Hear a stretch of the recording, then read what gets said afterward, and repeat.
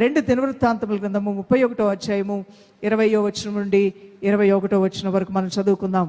హిజ్కియా యూదా దేశమందంతటా ఇలాగున జరిగించి తన దేవుడైన యెహోవా దృష్టికి అనుకూలముగాను యథార్థముగాను నమ్మకముగాను పని చేయుచు వచ్చును. తను సేవించే దేవుని దృష్టికి అనుకూలమైంది ఏంటో తెలుసుకున్నాడు, యథార్థమైంది ఏంటో తెలుసుకున్నాడు, నమ్మకంగా పనిచేస్తూ వచ్చాడు. అందువలన నమ్మకమైన వానికి అధికమైన మేలు కలుగుతుంది. మీరు ఎవరి దగ్గరైనా యజమానుల దగ్గర పనిచేస్తున్నారా? వారికి నమ్మకంగా ఉంటే నమ్మకమైన వానికి అధికమైన మేలు నీ దేవుడు నీకు ఇస్తానంటున్నాడు.